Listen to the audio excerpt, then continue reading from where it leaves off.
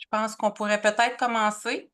Il manque encore quelques personnes, là, mais le temps que je fasse la présentation, ils vont se joindre à nous assurément. Donc, merci à tout le monde d'être venu. Vous êtes vraiment en grand nombre, on est content. Euh, je voulais, comme je l'avais dit sur le groupe Facebook, Camille et Étienne me suivent depuis déjà 1 an. Sont vraiment extraordinaires. J'ai voulu les faire connaître à tout le monde. Donc, je la remercie vraiment d'avoir accepté notre invitation, être ici. Elle vient donner de son temps là, généreusement pour nous. Donc, je vais laisser Camille se présenter. Bonne conférence. Bonjour tout le monde. Moi, c'est Camille, nutritionniste. Fait que je vais juste commencer peut-être en partageant mon écran pour qu'on puisse débuter ça ensemble ici. Juste comme ça, voilà. Ça fonctionne bien, Isabelle. Juste peut-être me faire un petit thumbs up, là. Parfait, super. Aujourd'hui, je voulais prendre le temps, dans le cadre là, du mois de la nutrition, de prendre un petit moment là, pour vous parler un peu des bases de la nutrition, puis peut-être essayer aussi de déconstruire certaines croyances ou certains mythes par rapport à l'alimentation parce que je sais que c'est important, parce que c'est bien d'en parler, puis parce qu'il y a aussi beaucoup d'informations qui est contradictoire, qu'on peut retrouver un petit peu partout. Donc, je pense que c'est bien tout le temps de prendre un petit moment, d'avoir peut-être des rappels pour certaines personnes, des nouvelles informations pour d'autres personnes sur vraiment les bases de l'alimentation. Donc, la conférence aujourd'hui, qui est donnée par moi-même, donc Camille Landry, nutritionniste et diététiste. Je suis membre de l'Ordre professionnel des diététistes et nutritionnistes du Québec, donc l'ODNQ, et membre aussi du regroupement des diététistes du Canada. Moi, j'ai fait mon baccalauréat en nutrition humaine à l'Université Laval, graduée depuis 2019. Puis j'ai fait plein d'emplois différents depuis, ben, dans plein de domaines différents de la nutrition depuis, avant de trouver vraiment là, ma niche ou ce que j'aimais un petit peu plus faire au niveau de la nutrition. Donc maintenant, aujourd'hui, je suis copropriétaire avec mon collègue Étienne, qui est aussi, qui regarde la présentation en ce moment, on le salue. Étienne est kinésiologue, puis ensemble, on a une compagnie qui s'appelle Just Be Fit. Puis ce qu'on fait, c'est qu'on accompagne conjointement en nutrition et en kinésiologie les gens pour les atteindre pour qu'ils puissent atteindre, dans le fond, leur objectif au niveau santé, au niveau perte de poids, s'ils veulent, au niveau de la remise en forme. Puis je pense que vraiment, notre force, c'est d'avoir les deux, le côté nutrition et le côté entraînement. Fait que ça fait vraiment comme un accompagnement qui est complet. Puis c'est comme ça qu'on a connu Isabelle, c'est ce qu'elle disait. On a d'autres personnes aussi de l'UQTR qui sont nos clients, puis qu'on travaille avec.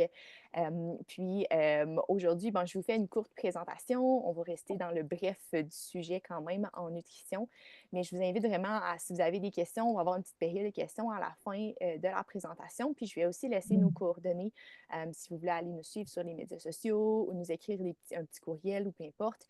On va être ravis de vous donner plus d'informations, de l'accompagnement si vous en avez besoin suite à cette conférence-là. Fait que je mettrai toutes les informations là, à la fin de la conférence. Ben, tu veux bloquer ton micro. Donc aujourd'hui, à un petit tour du jour, là, rapidement, je vais vous faire une petite introduction, puis on va jaser dans le fond des grands types de nutriments qu'on peut retrouver dans l'alimentation, donc les macronutriments et les micronutriments. Ça va vous permettre d'avoir juste un petit peu plus d'informations à savoir, bon, quel aliment est quoi, puis quel rôle il peut avoir aussi dans une alimentation en général. Ensuite, je vais essayer de vous donner des petits trucs pratico-pratiques pour vraiment mettre ça maintenant dans le concret, vous donner des conseils, qu'est-ce que vous pourriez faire ou changer, qu'est-ce qui est important pour avoir une meilleure alimentation de façon générale. Puis, je vais terminer en essayant de démystifier là, certains mythes ou certaines croyances populaires qu'on peut entendre assez souvent. Puis, je vais finir, comme je viens de le dire, là, avec une petite période de questions. Fait que rentrons dans le vif du sujet tout de suite. Je veux vous parler, dans le fond, des macronutriments. Fait que les macronutriments, ce que c'est des nutriments dont le corps a besoin en très grande quantité pour fonctionner, pour faire ses fonctions vitales. C'est de l'énergie qui est nécessaire à tous les processus physiologiques dans le corps. Puis, les macronutriments vont vraiment jouer des rôles là, qui sont essentiels pour le bon fonctionnement du corps. Fait qu'il y a trois grands macronutriments.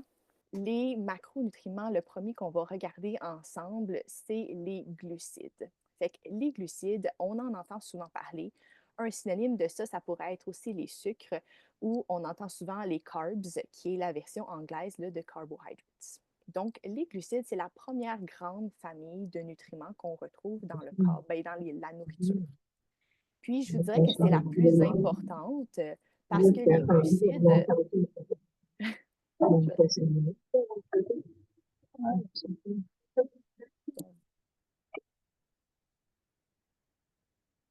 OK. Je pense qu'Isabelle, ce qu'elle essayait de dire, son micro n'est pas branché, mais d'essayer de fermer les micros pour les autres personnes qui écoutent la conférence. Fait que je vais reprendre où j'étais. Dans les glucides, je vous dirais que c'est le macronutriment qui est peut-être le plus important parmi les aliments parce que vraiment, les glucides, c'est la source d'énergie numéro un du corps. Fait que c'est vraiment ce que le corps va utiliser en premier. C'est sa source d'énergie préférée pour vraiment là, nous donner du jus, nous donner du fuel. Fait que ça va nous permettre de faire nos activités de la vie quotidienne, mais ça va aussi nous permettre de faire un peu plus, de bouger, de s'entraîner, de se dépenser. Ça va nous permettre de rester concentrés au travail ou dans nos autres tâches de la vie.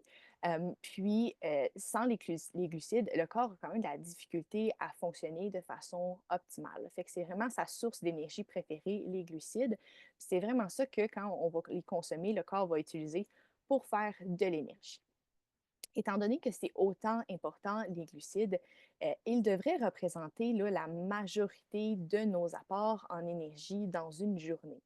Fait qu'on entend des fois dire que les glucides, c'est pas nécessairement bon, super bon, qu'il faut faire attention de pas trop en manger, mais au contraire, comme ça permet le bon fonctionnement du corps, ça devrait quand même être le nutriment qu'on va manger le plus dans une journée. Donc, ça devrait représenter à peu près la moitié, peut-être même un petit peu plus de nos apports en aliments, en calories dans une journée, les glucides. On les retrouve dans quoi, les glucides? Ben, les meilleures sources de glucides, ça serait tout ce qui est les fruits. On parle aussi des fruits frais, fruits congelés, ça pourrait être des compotes, des fruits séchés, vraiment la grande famille des fruits. On parle des légumes aussi, encore une fois, différents types de légumes, frais, congelés, en purée, en soupe, en conserve. On rentre encore une fois tous les légumes là-dedans. La catégorie des céréales ou des féculents, ça a quand même plusieurs noms, cette catégorie-là. Fait que c'est nos fameux, là, bon, pain, pâtes, patates, nos fameux, là, riz, couscous, quinoa, qui vont rentrer dans cette catégorie-là. Puis, on a aussi, là, les légumineuses qui vont être une bonne source de glucides. Par là, je parle vraiment, tu sais, des lentilles, pois chiches et ces choses-là dans cette famille-là.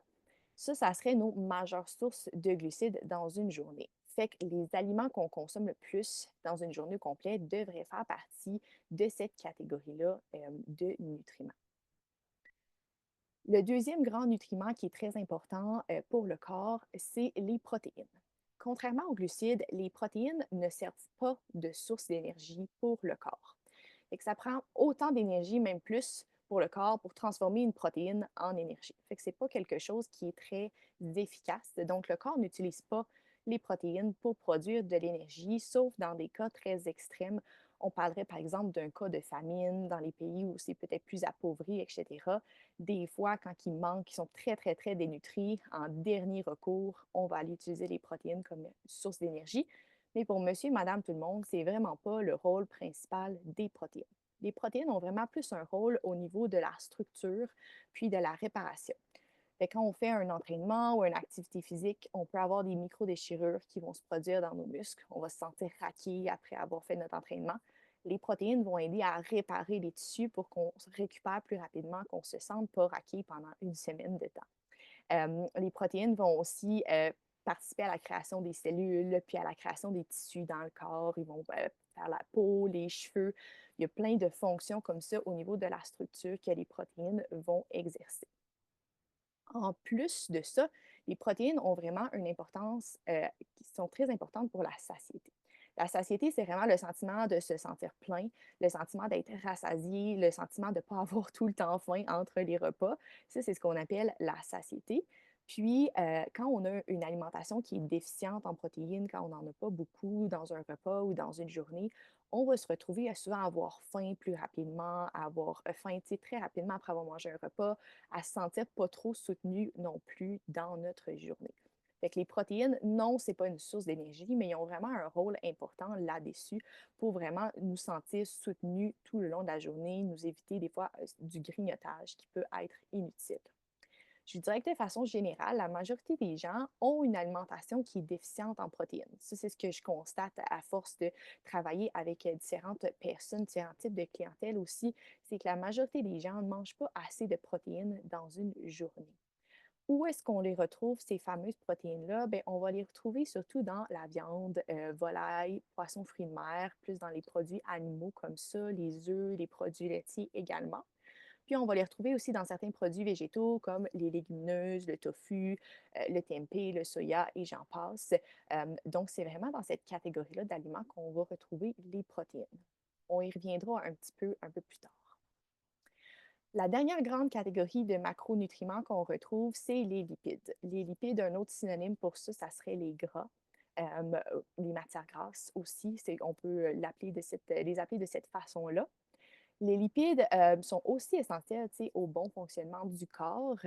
Contrairement aux deux autres nutriments, les lipides vont vraiment plus participer là, à la création des hormones, puis au transport de certaines vitamines dans le corps, transport de plein d'autres substances aussi dans le corps.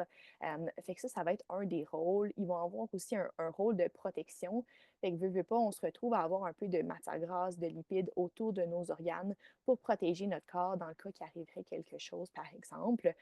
Fait que ça serait des rôles des lipides. En plus de ça, elles vont aussi servir comme source d'énergie. Fait qu'un petit peu comme les glucides, le corps va utiliser les lipides qu'on mange pour produire de l'énergie, mais tout le temps dans un second temps. Fait qu'il va toujours utiliser le corps les glucides en premier, puis quand il va avoir passé toutes nos réserves de glucides, tout ce qu'on a mangé en glucides, il va aller utiliser les lipides comme source d'énergie. Les lipides, c'est le macronutriment qui est le plus dense en calories par gramme de poids. Fait qu'il y a il y a plus que 2 fois plus de calories pour 1 gramme de gras qu'il y en a pour 1 gramme de protéines puis 1 gramme de glucides. Fait que c'est un nutriment qu'il faut faire attention à ne pas consommer en excès parce que ça peut monter vite au niveau de l'apport en calories dans une journée quand on consomme beaucoup de gras. Fait qu'on comparait une poignée de noix pour le même poids avec un fruit ou un légume, étant donné que les noix ont beaucoup de gras et de lipides, bien, c'est sûr que ça va être beaucoup plus dense, on va avoir plus de calories pour le même poids que quelque chose de différent. Au niveau des lipides, c'est important aussi de faire la distinction entre les bons gras et les mauvais gras. Je pourrais en parler un petit peu plus longtemps, on va rester dans quelque chose de plus général aujourd'hui, mais en somme, les bons gras, c'est des sources de lipides, des sources de gras qui vont avoir un impact positif sur la santé cardiovasculaire. Fait que là-dedans, on va rentrer les gras insaturés, on va rentrer les oméga aussi dans cette catégorie-là.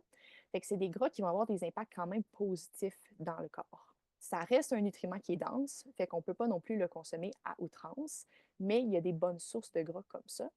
Et il y a des moins bonnes sources de gras qu'on appelle les mauvais gras, puis on les appelle comme ça parce qu'ils vont avoir une influence négative sur la santé cardiovasculaire. Quand ils sont consommés en excès sur une longue période de temps, ils peuvent augmenter le risque de maladies du cœur, de triglycérides, de cholestérol dans ces maladies-là. Les sources de bons gras qu'on pourrait peut-être essayer de privilégier, ça serait les sources, dans le fond, de gras qui proviennent surtout des plantes, peut-être des gras là, végétales, fait que tout ce qui serait huile végétale, fait qu'on rentre vraiment là-dedans là, un peu de tout, l'huile de canola, l'huile d'olive, l'huile de tournesol, vraiment une huile comme ça qui vient des plantes.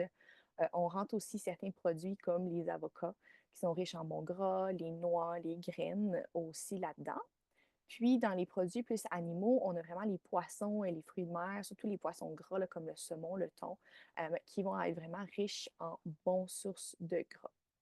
Puis, en contrepartie, les mauvais gras, je ne l'ai pas écrit, mais ça va être un petit peu plus côté gras animal. Fait qu'on va les retrouver plutôt dans les viandes, dans les produits dérivés des animaux comme le beurre, la crème, ces choses-là. Le fromage, malgré que ce soit bon. Ça va être nos sources, dans le fond, là, qui vont avoir un peu plus de mauvais gras.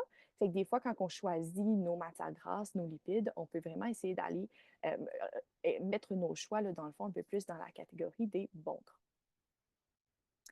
Le dernier macronutriment, qui est un macronutriment qui est non officiel, là, moi je le considère quand même comme ça, c'est les fameuses fibres. Donc, les fibres, on en entend souvent parler, des fois, on ne sait pas trop c'est quoi. Pour les gens qui s'y connaissent peut-être un petit peu moins, les fibres, ça se trouve être des longs filaments, dans le fond, qu'on va retrouver dans certains aliments. Fait que l'image que j'aime bien donner, c'est l'image d'un céleri. Tu sais, quand on mange dans un céleri, c'est très, il y a des longues fibres, ça pogne dans les dents. Fait que c'est un peu l'image là, que ça peut être des fibres alimentaires. C'est pas tous les produits là, qui ont des longues fibres comme le céleri, mais on voit un petit peu l'image que ça peut être. Fait que c'est des longs filaments comme ça dans les aliments. Les fibres, ils apportent pas d'énergie, ils apportent pas de calories dans une journée. Fait que les fibres, on les consomme, on les mange, ils sont digérés, puis ils vont vraiment ressortir à l'autre bout dans la toilette, puis on les absorbera pas dans le fond dans le corps. Le rôle des fibres est très intéressant parce que les fibres participent vraiment là, à la digestion, fait qu'à une bonne santé digestive. Ils peuvent aider à régler des problèmes de constipation, des problèmes de diarrhée, certaines aussi prévention de certaines maladies, là, fait que, comme entre autres le diabète, certaines maladies du cœur, les triglycérides. Un apport haut en fibres peut vraiment aider à prévenir certaines maladies comme ça. J'aime bien mettre les fibres là, dans nos macronutriments parce qu'ils ont vraiment une importance là, sur la satiété puis la régulation, dans le fond, de nos signaux d'appétit. Et quand on ne mange pas beaucoup de fibres dans un repas ou dans une journée, souvent, ça va prendre un petit peu de temps avant qu'on se sente plein, dans le fond, avant qu'on sente comme si on avait mangé assez versus un repas ou une collation qui va être riche en fibres, on va avoir l'impression que ça nous remplit un petit peu plus. Donc, au final, on risque de manger un petit peu plus des petites portions ou une petite quantité d'aliments en ayant des aliments qui sont riches en fibres. Puis les fibres, ben, c'est des longs filaments, sont durs à briser en petits morceaux. Fait qu'ils ralentissent aussi le temps de digestion. Fait que quand on a un repas qui a beaucoup de fibres, au lieu de prendre 1 heure à digérer, ça va peut-être prendre 1 heure et demie, 2 heures, parce que c'est plus long de briser les fibres. Puis ce que ça fait, c'est qu'on se sent soutenu plus longtemps. Fait qu'on n'a pas faim 5 minutes, une demi-heure après avoir mangé notre repas, étant donné qu'on est encore en train de le digérer. Fait qu'on va avoir faim le moins rapidement aussi quand on a consommé des fibres. C'est quelque chose qui est vraiment important à avoir dans notre alimentation. Un peu comme les protéines, c'est quelque chose que la majorité des gens ont quand même un apport qui est insuffisant là, en fibres. Fait qu'on peut vraiment avoir là, des gros bénéfices à aller augmenter les fibres qu'on peut manger dans une journée. Les sources importantes de fibres, on les retrouve surtout dans les fruits, dans les légumes. C'est vraiment plus dans les produits d'ordre végétal. Fait que dans les céréales aussi, surtout celles qui sont complètes. Fait que si on compare par exemple un pain blanc avec un pain de blé, ben, le pain de blé qui est une céréale un peu plus complète va avoir plus de fibres dans le fond qu'un produit comme le pain blanc qui est plus raffiné. On va aussi retrouver les fibres dans les légumineuses et dans les noix. Euh, Puis, c'est vraiment là, un nutriment qui est important à avoir dans notre journée. Ensuite, on a aussi ce qu'on appelle des micronutriments. Fait que contrairement aux macronutriments, les micronutriments sont essentiels aussi pour le corps, mais en beaucoup plus petite quantité. Les micronutriments ne vont pas fournir d'énergie au corps, mais ils vont jouer là, vraiment un rôle crucial ou en fait des rôles différents là, dans le maintien de la santé. Les micronutriments, c'est vraiment là, ce qu'on englobe là-dedans, c'est toutes les vitamines et les minéraux qui sont présents naturellement ou non dans les aliments. Fait quand je veux dire naturellement ou non, ben, quand on pense à une orange, une orange, ben, ça a beaucoup de vitamine C. L'orange, elle pousse comme ça, on la mange, il y a de la vitamine C. Puis quand que je veux dire quelque chose qui est ajouté, au Canada, par exemple, les produits céréaliers, entre autres les pains et les pâtes, ben, Santé Canada fait ajouter certaines vitamines, certains nutriments dans ces produits-là pour prévenir les carences, dans le fond, dans la population. Fait qu'entre autres, on a de la vitamine B12 qui est ajoutée dans les pains et dans les pâtes pour venir prévenir le risque de carence. Fait que même que ce soit quelque chose d'ajouté dans un produit ou qui est naturellement présent, vraiment, les micronutriments englobent toutes les vitamines et les minéraux. Ils ont différentes fonctions. Fait qu'il y en a 1 million des vitamines et des minéraux. Je n'énumérerai pas, là, ils ont quelle fonction pour chaque, mais ils ont tous des petites fonctions différentes dans le corps. Puis ils ont toutes aussi des doses différentes à avoir dans une journée, doses qui changent aussi selon l'âge et le sexe. Fait que pour vous donner juste quelques exemples rapidement, on sait que le calcium participe à la bonne santé osseuse, que le fer, entre autres, participe au transport de l'oxygène dans le sang. Fait que toutes les petites vitamines, les minéraux, ils ont des rôles comme ça qui sont essentiels. Je vous dirais que de façon générale, quand on a une alimentation qui est moindrement variée, fait qu'on ne mange pas toujours les mêmes fruits, les mêmes légumes, les mêmes viandes, hem, puis qu'on mange un petit peu aussi de tout dans notre alimentation, on va être capable d'aller combler, tu sais, de façon générale, là, pas mal tout ce qu'on a besoin en termes de vitamines et de minéraux, en termes de micronutriments dans une journée. Tu sais, d'où l'importance d'avoir une alimentation variée, puis d'essayer d'élargir ses horizons des fois quand on est un peu plus difficile au niveau de l'alimentation. Maintenant que je vous ai présenté un petit peu, bon, qu'est-ce qui était quoi, quels aliments sont dans quelle catégorie, aussi par rapport à l'alimentation, comment qu'on peut mettre ces notions-là en pratique maintenant? Quels conseils peut-être que je peux vous donner, des conseils généraux, tu sais, pour que vous puissiez peut-être mettre ça tout de suite en pratique ou des petits changements comme ça en pratique dans votre alimentation, dans le jour pour jour, vraiment dans le quotidien pour améliorer l'équilibre alimentaire, puis juste votre nutrition en général. Le premier sujet ou le premier conseil que je voudrais peut-être vous donner par rapport à la nutrition, ça serait de peut-être réitérer l'importance d'un horaire de repas ou de la consommation des repas dans notre journée. Fait que je vois quand même assez souvent, tu sais, des gens qui vont avoir un horaire de repas assez décousu, qui vont manger de façon sporadique, tu sais, à des heures très variables, qui vont sauter des repas des fois même, ou sauter des collations et ces choses-là. Fait que je veux vraiment mettre l'emphase ou l'emphase sur l'importance, dans le fond, d'un un horaire de repas régulier. Hem, dans un monde idéal, on voudrait vraiment essayer de manger 3 repas par jour, fait que vraiment d'avoir notre déjeuner, notre dîner, notre souper dans une journée. Pour éviter, dans le fond, d'avoir un laps de temps qui est trop élevé entre 2 prises alimentaires. Fait que si on a juste pris notre souper le soir puis qu'on saute le déjeuner, le moment où on a pris notre souper versus le moment où on va manger la première fois dans la journée, ça se trouve à être vraiment un long laps de temps. OK? Fait que si on saute des repas, c'est ce qui se passe. Et ce que ça fait, c'est que le corps, tranquillement, on développe notre faim. Fait qu'on a faim, on a faim, on a faim. Des fois, on ne le sent pas, mais on va développer la faim. Puis là, on va se retrouver à un moment où, avant de manger, notre faim est très élevée. Puis qu'est-ce qui se passe à ce moment-là? C'est qu'on va avoir tendance à se servir des plus grosses assiettes, se servir des plus grosses portions, manger un peu plus vite aussi. Puis on va avoir tendance à choisir des fois des aliments qui vont peut-être être moins équilibrés pour notre santé. Fait que quand on a plus faim, ben, les aliments qui sont très salés, les aliments qui sont très sucrés, très gras, sont un peu plus tentants que les aliments plus équilibrés. Ou si on a très faim, ben, on veut quelque chose aussi de rapide. Fait que des fois, d'arrêter au restaurant, tu sais, ou au McDonald's en allant au travail ou sur notre pause de dîner, c'est une solution qui est plus facile, qui est plus rapide, qui va combler notre faim plus vite que de prendre le temps de se préparer quelque chose, que de prendre le temps de se couper des légumes. On a très faim, on a moins le temps pour faire ça, on n'a pas le goût. Fait que le fait de manger 3 repas par jour, ça vient vraiment nous aider de ce côté-là. Puis, c'est prouvé, puis je le vois quand même très souvent aussi dans ma pratique, que les gens qui sautent le déjeuner, à un moment donné, le corps, il va vouloir compenser à quelque part. Puis ces gens-là vont souvent avoir tendance à avoir plus faim pendant le reste de la journée, vont avoir tendance à avoir plus de grignotage dans l'après-midi et surtout dans la soirée. Puis, dans le fond, le corps veut vraiment juste essayer de compenser pour ce repas-là qui était manquant. Donc, les 3 repas par jour sont super importants. Puis, pour les gens qui ont moins faim le matin, parce que ça, je l'entends très souvent aussi, des fois, les gens se lèvent, ils n'ont pas le goût de manger, ils ne ressentent pas la faim. Euh, L'idéal, c'est de manger, même si on on ressent pas une faim très intense, mais on peut aussi manger notre déjeuner un petit peu plus tard dans la matinée. Fait qu'il y a il y a pas de problème à se dire, OK, il est 6h30, je me lève, j'ai pas faim, j'apporte mon déjeuner au bureau, je le mange à 8h, 8h30, 9h, mais au moins, je mange mon déjeuner, je mange mes 3 repas par jour. Puis souvent, on voit vraiment une grosse diminution des cravings puis du grignotage quand on a vraiment un 3 repas comme ça qui est régulier. Puis aussi, selon notre niveau de faim, on peut ajouter des collations entre les repas pour vraiment éviter de se retrouver affamé, dans le fond, avant de manger un repas. Ça serait mon premier gros conseil de vraiment essayer d'avoir 3 repas par jour et des collations au besoin. Éviter, dans le fond, de ressentir la faim de façon trop intense. Et ça m'amène un peu à mon deuxième point, d'essayer, dans le fond, de respecter le plus possible nos signaux de faim et nos signaux de rassasiement ou de satiété, le sentiment d'être plein, dans le fond, le plus possible.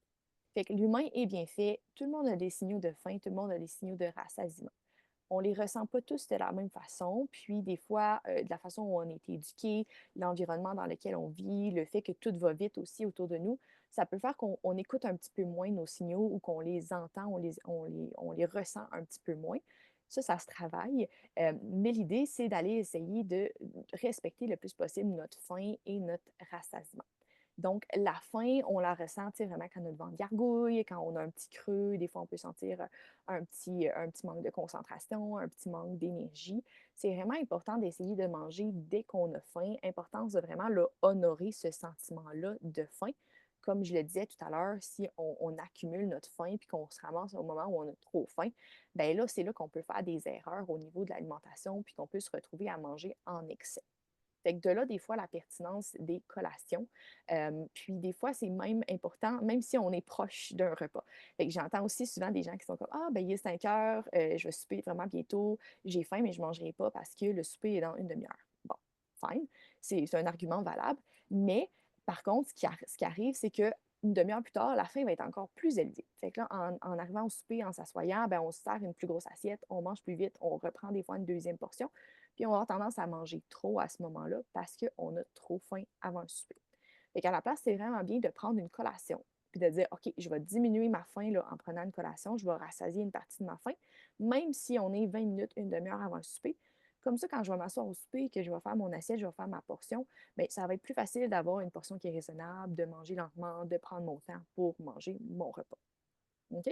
Fait que si vous avez faim entre les repas ou si vous vous ramassez que vous avez très faim avant un repas, ça veut sûrement dire que vous avez besoin d'une petite collation à quelque part, que ce soit dans l'avant-midi, dans l'après-midi ou même des fois en soirée. C'est vraiment important d'essayer de respecter la faim le plus possible. Puis le rassasiement, ben, c'est un petit peu la même chose, c'est le fait de se sentir plein, puis on veut aussi le plus possible essayer de le respecter. Fait que, tu sais, des fois, quand on va au restaurant, on mange un repas un peu plus copieux, puis on se sent vraiment bourré, pas trop bien après avoir mangé notre repas, bien ça, c'est le signe qu'on a dépassé notre satiété. Il y a des gens qui sont super bons pour les écouter, il y a d'autres gens où c'est plus difficile. Fait que le but, c'est d'essayer de jamais se sentir comme ça, de jamais se sentir trop bourré, trop nauséeux après avoir mangé un repas. Ça, c'est un signe qu'on a trop mangé, puis qu'on est vraiment dans un excès en termes d'apport alimentaire. Pour s'aider le plus possible pour le rassasiement, ce qui peut être pertinent, là, c'est vraiment d'essayer d'avoir un temps de repas qui est pas trop rapide. Fait que vraiment de s'asseoir, de prendre le temps de manger, de prendre le temps de mastiquer les bouchées. Parce que quand on mange, quand on commence à être plein, il y a un petit délai entre le moment où on commence à être plein puis où les signaux se rendent au cerveau. Puis si on mange trop rapidement, si on mange en 5, en 10 minutes, bien, on laisse pas le temps au corps d'envoyer nos signaux. Fait qu'on va avoir tendance à manger un petit peu trop, puis après coup, à se sentir bourré. Fait que pour tous les gens qui mangent rapidement ici, prenez le temps de vous asseoir, prenez le temps des fois de déposer vos ustensiles, de mastiquer un petit peu plus les bouchées, de jaser avec vos collègues ou avec votre famille si vous êtes avec des gens, pour essayer vraiment d'allonger votre temps de repas plus vers un 10, 15, si on est capable, 20 minutes même. Vous pouvez vraiment prendre le temps de manger. Ça va vous aider à mieux ressentir quand vous êtes plein, puis à essayer de vous arrêter à temps. Parlons maintenant un petit peu des repas. Fait que, tu sais, je vous disais que c'est important de manger, tu sais, 3 repas par jour. Les repas sont importants, mais aussi la composition des repas va être importante. Fait qu'on ne peut pas manger n'importe quoi dans nos repas. On veut que ce soit soutenant, on veut que ce soit complet. Ça va nous aider à avoir une alimentation qui est un petit peu plus équilibrée. Fait que jason en premier là, de notre déjeuner, qui est le premier repas de la journée. Fait que les éléments clés d'un bon déjeuner, en premier lieu, on a les protéines qui je vous dirais qui est souvent là, l'élément qui est manquant dans le déjeuner là, de la plupart des gens. Un bon déjeuner devrait aussi avoir quelque chose là, qui contient des fibres alimentaires, puis une source de glucides ou une source de sucre dans le fond dans le déjeuner. Fait que ça serait nos 3 éléments clés d'un bon déjeuner. Les protéines, comme je le disais tout à l'heure, vont faire que le déjeuner va être plus soutenant, qu'on n'aura pas trop faim là, dans le milieu de l'avant-midi.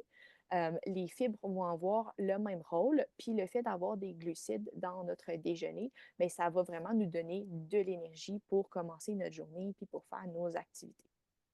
Fait que, tu sais, si par exemple, on mangeait seulement des œufs toutes seules comme ça, qui sont des protéines, ben, c'est sûr qu'on aurait probablement un manque d'énergie à quelque part. On ressentirait peut-être aussi la faim parce qu'il nous manquait des éléments, dans le fond, dans notre déjeuner. Puis même principe, si on avait juste des toasts au beurre d'arachide, par exemple, ben, on aurait une petite source de glucides, mais il nous manque des protéines, il nous manque de la consistance pour que le déjeuner soit vraiment là, soutenant tout le long de l'avant-midi. Quelques exemples peut-être d'un déjeuner là, qui pourrait être complet. Un bon bol de yogourt grec fait quand même une bonne quantité, là, je vous dirais 3/4 à une tasse là, de yogourt grec qu'on pourrait accompagner avec des fruits frais, des fruits congelés, puis un genre de granola là, qui pourrait être riche en fibres, qui aurait peut-être des noix à l'intérieur et même des protéines. Ça pourrait être un exemple d'un bon déjeuner là, qui est quand même assez complet. Ou un autre classique, peut-être le smoothie qu'on pourrait faire avec des fruits. Pour qu'il soit vraiment bien complet, le smoothie, il faut penser à ajouter une source de fibres. Fait que souvent, oui, on en a un petit peu là, dans les fruits, mais le smoothie, comme il est blendé, là, il manque des fois un petit peu de fibres, puis on peut avoir faim plus vite. Fait que quand on le fait, là, moi, je suggère vraiment d'essayer d'ajouter un petit peu d'avoine à l'intérieur. Fait qu'un 2 cuillères à soupe peut-être d'avoine dans le smoothie qu'on va passer au mélangeur. D'ajouter peut-être un petit peu de graines aussi, graines de chia, graines de lin, pour ajouter des fibres, vraiment de la consistance dans le smoothie. Puis d'utiliser ensuite une source de protéines. Fait que oui, on a le yogourt grec, mais des fois juste d'avoir un produit laitier, fait que soit un lait régulier, un lait protéiné, au lieu d'utiliser du jus, par exemple, ou de l'eau. Généralement pour avoir, encore une fois, plus de consistance, puis au besoin, peut-être même d'ajouter des poudres de protéines pour avoir une portion de protéines supplémentaires. Fait que ça nous fait un déjeuner qui est peut-être un petit peu plus complet. Pour ce qui est des repas, ensuite, je parle vraiment plus de dîner et de souper. Ce qui est vraiment essentiel dans les repas, c'est d'essayer d'avoir le plus possible les 3 groupes, dans le fond, de l'assiette équilibrée qui vont être présents dans notre repas. Fait que les 3 groupes essentiels de l'assiette équilibrée sont les protéines, les viandes ou les protéines végétales, les produits céréaliers, fait que nos fameux pains, pâtes, patates, etc., puis nos légumes. Fait que ça, c'est vraiment les 3 catégories essentielles, dans le fond, dans un repas qui est équilibré. Puis, c'est très facile d'oublier un de ces groupes-là. Fait que je vous donne un exemple, on mangerait un burger, ben, on aurait le pain hamburger qui serait notre produit céréalier, on aurait la boulette à l'intérieur qui serait notre protéine, notre viande, la petite tranche de tomate, la petite tranche de laitue, ça compte pas dans nos légumes. Fait qu'il nous manque un groupe, dans le fond, dans cet exemple-là. Il nous manquerait une petite salade à côté, des crudités, pour venir s'assurer qu'on a vraiment tous les éléments essentiels d'un repas équilibré. Ou je vous donne un autre exemple que j'entends quand même aussi assez souvent. Les gens vont se faire une belle grosse salade pour dîner, plein de légumes. Ils vont se mettre de la protéine, du poulet, du fromage là-dessus, de la vinaigrette, mais il n'y aura pas le produit, il y aura pas le groupe des produits céréaliers dans leur salade. Ils vont avoir juste des légumes, juste des protéines. Puis, le groupe des produits céréaliers, c'est nos glucides, c'est notre énergie. Fait qu'est-ce qui va se passer? C'est qu'on va manquer d'énergie un peu plus tard dans l'après-midi. On va avoir faim aussi parce qu'on n'aura pas eu une salade qui est complète pour le dîner. Fait que pour pallier à ce problème-là, on aurait pu dire, OK, ben, je vais me faire des croûtons maison avec du pain de blé, je vais mettre ça dessus. J'ai un restant de riz, je vais mettre ça dans le fond de ma salade pour vraiment avoir les 3 groupes de l'assiette équilibrée dans nos repas. Fait que je vous invite à faire l'exercice peut-être dans les prochains jours, d'être juste de regarder un peu votre assiette ou ce que vous mangez, puis de voir est-ce que j'ai vraiment une source de protéines, est-ce que j'ai vraiment une source de légumes, est-ce que j'ai vraiment une source de produits céréaliers dans mon assiette. Sinon, qu'est-ce qu'il me manque, comment je pourrais l'ajouter pour vraiment avoir les 3 groupes le plus possible à chaque dîner puis à chaque souper. Ensuite, dans la mesure du possible, si on est capable, bien, c'est sûr qu'on aimerait avoir une répartition en termes de proportion qui peut ressembler à la figure que j'ai à l'écran ici. Fait qu'une majorité de notre assiette qui va être composée de légumes, tu sais, à peu près un 50. Puis ensuite, la balance, le 25-25, qui va être avec nos protéines puis avec nos produits céréaliers. OK? C'est pas toujours facile. Des fois, ça prend un petit peu de travail. Déjà, si on est capable de mettre une portion similaire de viande, produits céréaliers, légumes, d'avoir un tiers, un tiers, un tiers, c'est déjà vraiment un bon début dans l'amélioration de nos habitudes. Puis on peut travailler ensuite tranquillement, pas vite, à augmenter la proportion de légumes pour avoir là, une portion de l'assiette là, qui est vraiment majoritairement composée de légumes. Ensuite, ben, peu importe la grosseur de notre assiette, des fois, si on a une plus petite faim et une plus grande faim, les proportions peuvent rester la même. On va juste mettre un petit peu plus de tous les groupes ou un petit peu moins de tous les groupes pour garder, comme fond, quelque chose de similaire au niveau, dans le fond, de notre équilibre alimentaire. Ça fait du sens? Fait que ça ferait un petit peu le tour de quelques conseils pratico-pratiques que vous pourriez mettre là, en place tout de suite dans votre alimentation pour essayer d'avoir quelque chose qui était un petit peu plus équilibré. Des fois, ça peut être un rappel aussi pour certaines personnes de qu'est-ce qui peut être important, puis de sur quoi on peut travailler dans le fond pour améliorer notre alimentation. Maintenant, j'aimerais regarder avec vous peut-être quelques petites mythes qu'on entend de façon assez courante par rapport à la nutrition, à l'alimentation. Essayer de mettre un petit peu les pendules à l'heure par rapport à ça. Fait que le premier mythe que je voulais regarder ensemble, puis que j'entends là, aussi assez souvent, que je vois aussi souvent passer sur les réseaux sociaux dans les dernières années, dans les derniers temps, c'est, on parle un peu de régime ou de solutions pour la perte de poids. Fait que les régimes restrictifs sont vraiment là, la solution pour une perte de poids, qu'il n'y a pas vraiment d'autre façon de faire. Fait que ça, c'est une croyance ou un mythe qui est faux, dans le sens que, oui, quand on va faire un régime, quand on va couper des affaires, quand on va se restreindre, on va avoir une perte de poids qui est rapide. Ça, c'est vrai, ça arrive, mais c'est pas nécessairement une perte de poids qui est saine ou on perd pas nécessairement le poids qu'on aimerait perdre. Dans le sens que souvent, ça va être une perte d'eau qui va se produire et une perte de masse musculaire. Ce qui est aussi ce qui arrive quand on fait des régimes, quand on se restreint, c'est que c'est vraiment difficile de les garder ou de maintenir les règles et les restrictions dans le temps. Parce qu'à un moment donné, on se tanne de se priver de certaines affaires, on se tanne de ne pas manger. Puis, à un moment donné, ça prend le bord, on dit OK, on met tout ça à la poubelle, je reprends mes anciennes habitudes.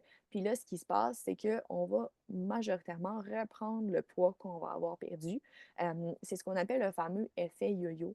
Donc, les gens qui vont faire un régime, perdre du poids, arrêter le régime, reprendre le poids, refaire un autre régime, reperdre du poids. Fait que le poids va varier comme ça. Puis ça, c'est vraiment là, un pattern typique des gens qui vont vraiment aller trop se restreindre.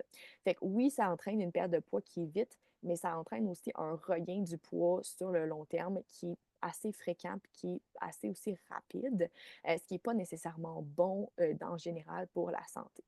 Fait que des fois, c'est difficile, mais il faut enlever un peu les œillères puis se dire, OK, le poids, c'est sûr, ça serait le fun de le perdre très rapidement, mais en réalité, tu sais, quand on a un gain de poids, quand on a un poids qui est plus élevé, c'est jamais en 2 semaines, 1 mois, 2 mois qu'on va avoir pris ce poids-là. De façon générale, c'est sur plusieurs mois, plusieurs années même que le poids va avoir monté. Fait que c'est pas nécessairement très réaliste de se dire qu'un régime qui va nous faire perdre tout le poids en 2 mois va vraiment fonctionner sur le long terme. Des fois, il faut comme élargir un petit peu notre horizon de temps puis de voir la perte de poids comme quelque chose qui est un petit peu plus lent qui n'engendre pas nécessairement trop de restrictions au niveau là, alimentaire. Des exemples de régimes qu'on pourrait peut-être entendre souvent ou qui sont populaires, ben, le jeûne intermittent, la diète keto, diète des protéines, des fois les cures de jus. On parle aussi des produits miracles, des pilules pour la perte de poids, même de la restriction calorique, tu sais, qui est trop importante. Tout ça va vraiment rentrer dans la grosse catégorie des régimes, des diètes. Puis ça, c'est vraiment là à traiter là, un petit peu comme un red flag, là, fait qu'à faire attention avec ça, puis à vraiment essayer de peut-être un peu plus s'informer, puis de les utiliser là, avec vraiment parcimonie ou de ne pas les faire là, au complet. Là. Ça serait vraiment la meilleure option pour les régimes. Le deuxième mythe aussi que j'entends très souvent, c'est manger en soirée, manger le soir, ça fait prendre du poids, ça fait grossir. C'est un mythe, je crois, en tout cas dans mon expérience, qui vient du fait que souvent le soir, on fait des moins bons choix.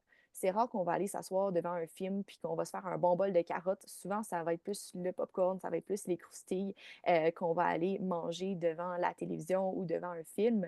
Fait que c'est plus souvent des choix comme ça qu'on va faire en soirée.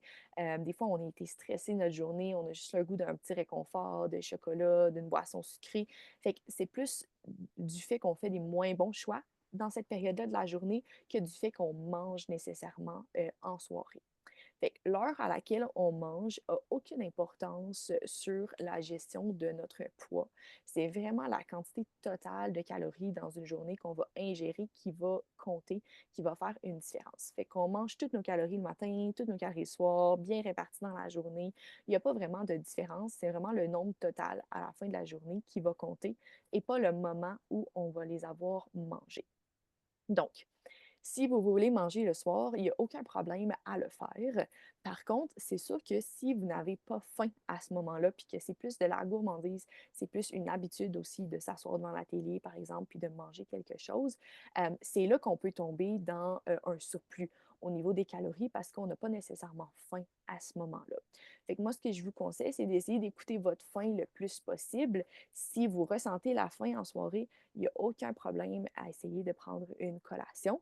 Par contre, si c'est plus une habitude ou une envie, des fois, je peux vous suggérer de commencer par aller vous faire un verre d'eau, une tisane, quelque chose comme ça, pour essayer de voir si ça va passer, cette envie-là, puis si c'est vraiment de la faim. Puis si vous ressentez vraiment des symptômes de la faim, il n'y a vraiment pas de problème à aller manger le soir. Je vous conseille aussi d'être à l'écoute de votre corps. Fait qu'il y a certaines personnes que ils vont manger en soirée, ils vont aller se coucher pas longtemps après, puis ils vont se sentir mal, ils vont sentir comme s'ils dormaient moins bien. Il y a certaines personnes qui font du reflux aussi, qui vont sentir comme si ça remontait après avoir mangé. Fait que si c'est le cas, ben c'est sûr, laissez-vous peut-être un jeu un peu plus élevé entre le moment où vous mangez et le moment où vous allez vous coucher. Fait qu'il y a certaines personnes que, tu sais, manger en soirée, c'est moins possible juste à cause de ces symptômes-là. Fait que écoutez votre corps. Si vous, ça ne fait pas de différence, ben, il n'y a pas de problème vraiment à manger en soirée. Puis, on voudrait aussi essayer le plus possible de faire des choix équilibrés en soirée, donc de manger des collations qui peuvent être similaires à celles qu'on prendrait en journée. Troisième mythe aussi qu'on entend assez souvent, c'est d'essayer d'éviter là, à tout prix nos fameux 3 P, fait que les pains, les pâtes et les patates. Tu sais, comme quoi que c'est des aliments qui sont mauvais pour la santé puis qui favorisent le gain de poids. Je pense que l'origine de ce mythe-là aussi, c'est le fait que, bon, les pains, les pâtes, patates, c'est des aliments qui sont souvent un petit peu plus denses en termes de calories si on les compare à des fruits, à des légumes, par exemple. Fait que c'est vrai que des fois, quand on les mange, ça peut monter un petit peu plus vite en termes de calories que d'autres aliments. Il ne faut pas éviter ces aliments-là à tout prix, étant donné que c'est vraiment la quantité totale de calories, encore une fois, dans une journée qui compte. C'est plus des fois de faire attention à la quantité de ces aliments-là qu'on va manger. Je vous dirais que la plupart des Canadiens vont manger les aliments de cette catégorie-là de façon un petit peu plus élevée ou à outrance. Fait que c'est vraiment d'essayer de faire attention à la quantité qu'on va mettre dans notre assiette. Si je vous ramène à l'image que je vous ai montrée tout à l'heure, la fameuse catégorie des féculents, c'était seulement le corps de notre assiette. Et des fois, c'est de se garder ça en tête. C'est pas nécessairement qu'ils sont mauvais, mais c'est qu'il ne faut pas les manger en quantité qui sont trop excessives. Fait qu'on ne veut pas vraiment là, bannir aucun aliment de notre alimentation. On veut être capable de manger du pain, des pâtes, des patates, n'importe quoi qu'on a envie, mais on veut faire attention dans la quantité, dans la portion. Un petit rappel aussi que ces aliments-là, ben, c'est une source de glucides. Fait que les glucides, c'est de l'énergie, le corps en a besoin. Si on les enlève, on se retrouve à manquer de quelque chose. Le corps va compenser dans autre chose par la suite. Puis quand on choisit ces aliments-là dans la catégorie des féculents, le plus possible, ce qu'on peut essayer de faire, c'est de favoriser des choix qui sont un peu plus équilibrés, donc qui sont un peu plus riches en fibres. Fait que tantôt, je parlais de pain de blé versus de pain blanc. Mais ça serait un bon exemple. Fait que oui, on veut manger du pain, mais on pourrait aller vers un pain qui est plus riche en fibres. Oui, on veut manger du riz, mais on pourrait aller vers un riz qui est plus riche en fibres, comme le riz brun ou le riz sauvage. Fait qu'on peut choisir aussi les aliments dans cette catégorie-là pour qu'ils soient un peu plus consistants. Quatrième mythe, c'est que les produits allégés sont meilleurs pour la santé. Fait qu'on entend souvent aussi dire: «Ah, ben, tu sais, prends quelque chose de léger, prends ci, prends ça, prends des choses restreintes en calories, et cetera». L'origine de ce mythe-là, bien sûr, c'est que, bon, c'est des aliments qui contiennent moins de calories, donc ça monte un petit peu moins vite au niveau des apports. Ça serait donc meilleur pour la santé. Ce qui est tannant avec les produits comme ça, c'est que c'est des produits qui sont ultra transformés, donc souvent quand même assez riches en additifs, en sucre ajouté, en sel des fois aussi. Fait qu'au final, ils ne sont pas nécessairement meilleurs pour la santé que des produits qui sont réguliers. Moi, je suis beaucoup de l'école de penser que, tu sais, dans la vie, tout est un peu une question de quantité et de fréquence, puis que des fois, ça serait mieux peut-être même de garder un produit régulier, mais d'en mettre en plus petite quantité dans le fond, ou de la consommer en plus petite quantité dans notre alimentation. Fait que, tu sais, par exemple, si on consomme des boissons gazeuses 2 fois par jour, c'est vrai que de prendre une boisson diète ou une boisson zéro, bon, on va venir couper des calories, fait que c'est bien dans un sens, mais à la place de faire ça, peut-être que ça on pourrait tout simplement avoir bénéficier de consommer moins de boissons gazeuses, tout simplement. Fait qu'au lieu d'en consommer 2 fois par jour, essayez de réduire à 1 fois par jour, de varier les boissons, de prendre autre chose à la place, plus à base d'eau, comme une boisson pétillante. Fait que de modérer la fréquence ou la quantité des produits qu'on prend, mais des fois de garder un petit peu plus les produits réguliers dans notre alimentation.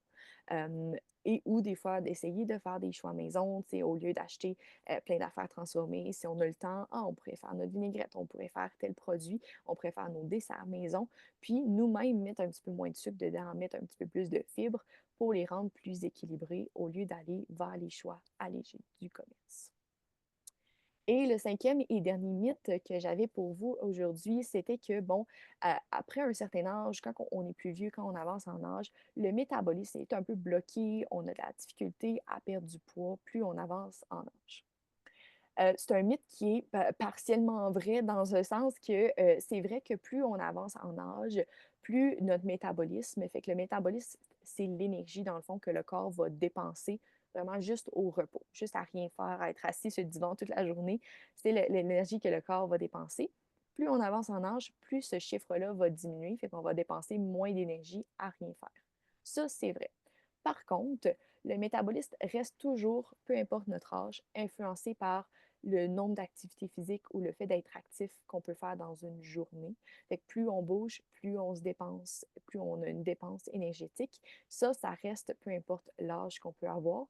Puis le métabolisme est toujours aussi influencé par la masse musculaire. Fait que plus on a de muscles dans notre corps, on ne veut pas nécessairement être des bodybuilders, c'est pas ce que je veux dire, mais plus on a de muscles dans notre corps, plus on dépense aussi de l'énergie au repos. Fait que c'est pas nécessairement parce qu'on avance en âge ou on vieillit que c'est impossible de perdre du poids. Il faut garder en tête que ça peut être plus difficile parce que notre métabolisme ralentit, mais c'est pas impossible. Puis c'est là des fois aussi que l'activité physique, l'importance de l'activité physique peut vraiment être cruciale dans une démarche où on voudrait essayer de perdre du poids. C'est là aussi que ça peut être vraiment pertinent d'avoir peut-être un encadrement, un accompagnement là-dedans pour vraiment aller pousser ce côté-là de la dépense énergétique via l'activité physique. Fait que ça faisait le tour des quelques mythes que je voulais vous présenter aujourd'hui dans le peu de temps qu'on avait ensemble. Fait que si je conclus rapidement, tu sais, vraiment, là, ce que j'aimerais que vous reteniez de cette conférence-là ou de ces quelques notions-là, c'est que de bien manger, d'avoir une saine alimentation, c'est pas nécessairement de se priver, mais c'est d'essayer des fois de comprendre comment qu'on peut agencer les aliments ou comment on peut avoir tous les nutriments essentiels dans notre assiette ou dans une journée au complet. Je veux pas que vous ayez d'interdits alimentaires. Je veux que vous soyez capable de manger de tout. Moi, j'en mange du chocolat, j'en mange de la crème glacée, j'en mange des jujubes, mais j'en mange pas à tous les jours. J'en mange pas non plus. Tu sais, je passe pas à travers de la palette au chocolat au complet quand j'en mange. Fait que tout est une question aussi d'équilibre puis de fréquence dans les aliments.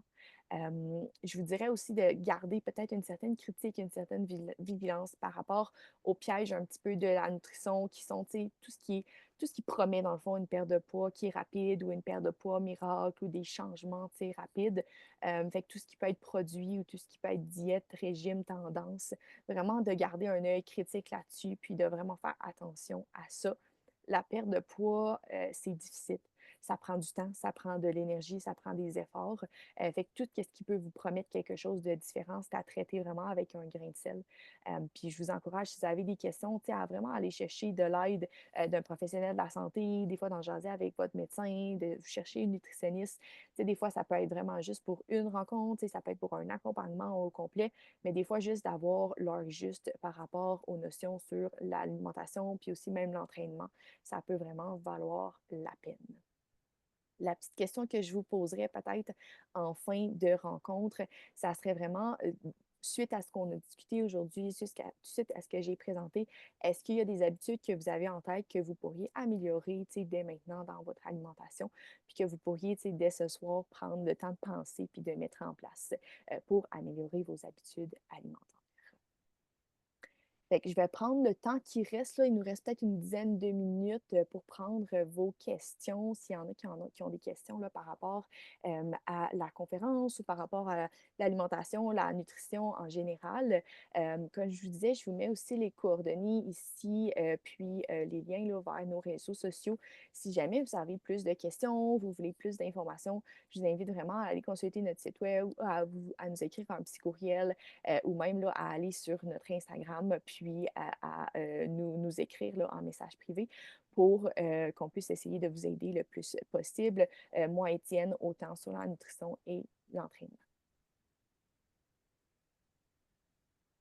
Il y en a qui avaient des questions? Il y en a qui avaient des questions?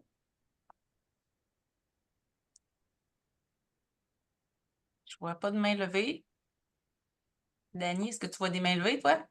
Ah oui, je vois une main levée. Maude. Non, mais merci de prendre le temps. En fait, je voulais juste être certaine de pas prendre la place de quelqu'un d'autre. Je serais curieuse de connaître votre opinion sur les suppléments alimentaires de fibres du type métamucil. Est-ce que Mhm. c'est aussi bon que des fibres alimentaires et est-ce qu'on peut avoir trop de fibres, donc ça peut être inutile, par exemple?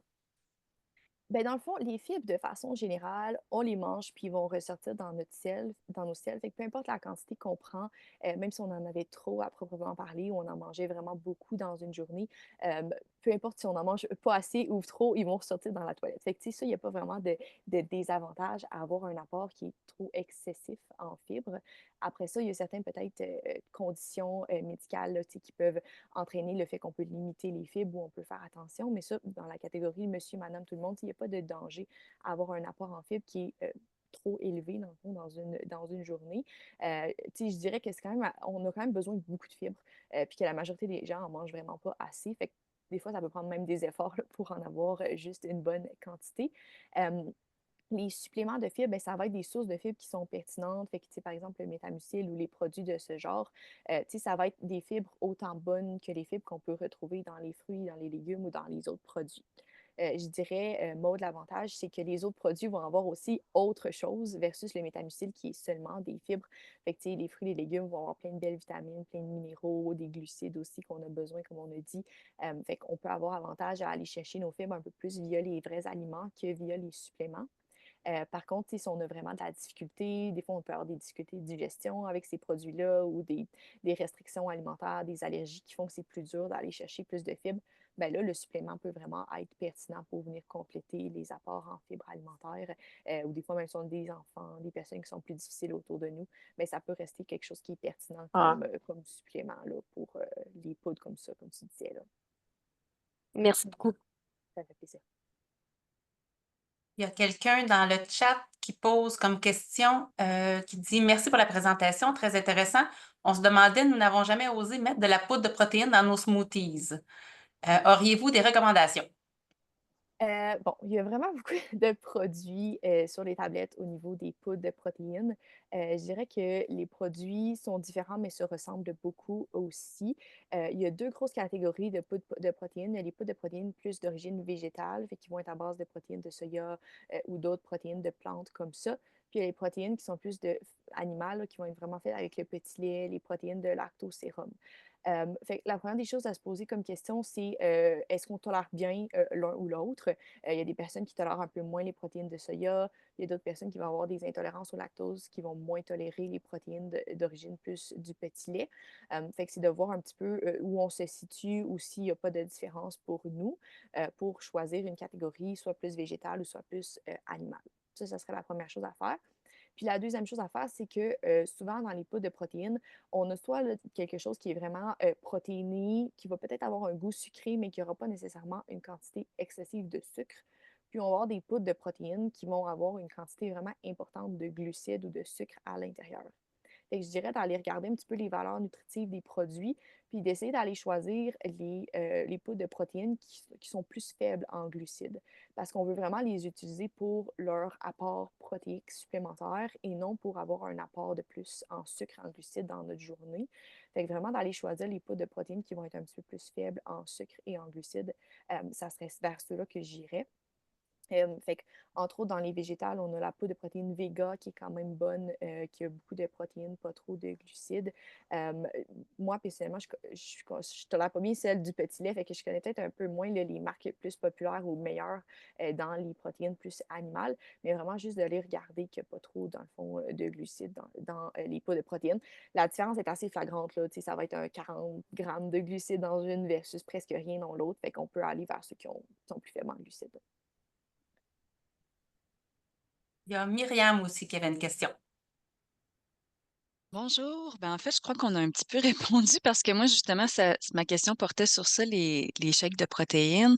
Pour faire du pouce là-dessus, je me demandais, est-ce qu'il y a des choses, là, on a parlé des glucides, mais est-ce qu'il y a des choses à vraiment éviter ou au contraire à vraiment regarder? C'est quoi qu'on regarde? Parce que je sais qu'il y a l'inventaire, le choix est très, très grand, là, mais c'est Ouais. ça, principalement à éviter ou à regarder, mettons, là. Ben, c'est ça, j'ai un peu répondu par rapport aux Ouais, c'est glucides, ça. fait qu'on voudrait, c'est ça, éviter là, des choses qui sont excessives en termes de glucides. Je dirais qu'on peut regarder des fois aussi un petit peu la liste des ingrédients, là, fait qu'on n'a pas besoin d'avoir une poudre de protéines que la liste des ingrédients a fait toute la bouteille au complet. Tu sais, on peut aller vers des choses où la liste des ingrédients est un peu plus courte. Souvent, ça a des produits qui sont un petit peu moins transformés. Ça reste un produit transformé, tu sais, c'est de la poudre de protéines. Mais ça serait probablement ce que je regarderais le plus là, dans les poudres de protéines pour aller faire un bon choix. C'est pas nécessairement quelque chose qui est essentiel. Encore une fois, on peut retrouver les protéines dans d'autres produits, dans les produits laitiers, entre autres. Fait que, si c'est quelque chose qui nous intimide ou qu'on n'a pas le goût d'essayer, la texture aussi est un peu différente quand on ajoute la poudre de protéines. C'est sûr que des fois, ça fait une petite affaire poudreux là, dans les recettes, dans les smoothies. Et c'est pas tout le monde qui apprécie ça. Il y a vraiment moyen aussi d'aller chercher nos protéines d'une autre façon que de la poudre de protéines. Fait que si on veut rester dans quelque chose qui est plus naturel, on peut vraiment aller utiliser plus les produits laitiers comme source de protéines, mettre une bonne portion de yogourt grec.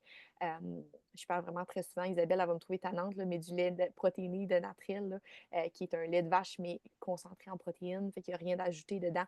Fait qu'on peut aller vers des produits comme ça, un peu plus naturels aussi, des fois, pour augmenter notre valeur en protéines. Les pots de protéines, ça dépanne. Ça fait un bon dépanneur, ça fait un bon extra des fois quand on a besoin, mais ne sont pas essentiels dans le cadre d'une alimentation équilibrée. Merci. Ça fait plaisir. Je vois pas d'autres mains levées et je vois pas d'autres questions dans le chat. Donc, merci à tout le monde d'être là, d'avoir été là. Merci Camille beaucoup pour Ça me cette fait belle plaisir. conférence-là. Merci. Ça me fait Merci plaisir. beaucoup. Passez une belle fin de Si. journée, tout le monde. Merci, bye bye. Bye bye. Merci beaucoup.